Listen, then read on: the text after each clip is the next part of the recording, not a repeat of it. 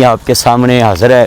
मैं अपनी आवाम की सेफ्टी के लिए आज पैगाम देने लगा हूँ कि खुदा के लिए मैं जनूबी पंजाब और मुख्तलिफ़ ज़िलों में जा रहा हूँ और मैं देख रहा हूँ ये चोलिस्तान का इलाका है। आप देखें, ये पाकिस्तान का मिनी अबू ज़ैबी दुबई है।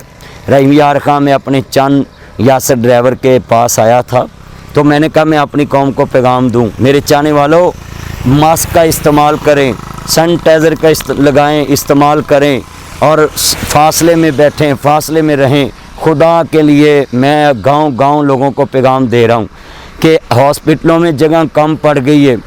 आप एक मास्क लगा लें, वगरना आपको बेडों पे मास्क लगाने पड़ेंगे। जनाब जी, जितने हॉस्पिटल हैं उसमें इतने वेंटिलेटर मौजूद नहीं हैं।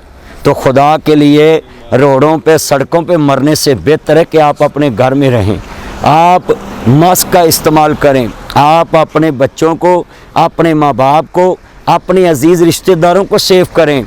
खुदा के लिए न आपका नासिर मदनी आपके आगे हाथ जोड़ता है। अपने घरों में रहें और ये मास्क का इस्तेमाल करें और मास्क के साथ रहें।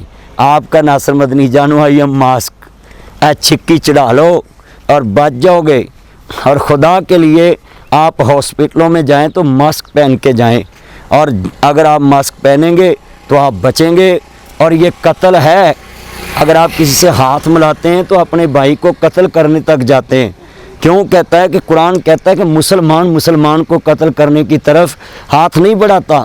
मगर हम जो हैं, हम अगर किसी से इस वबा के दौरान हाथ मिलाएं तो उसका मतलब उसको कत्ल करना चाहते हैं।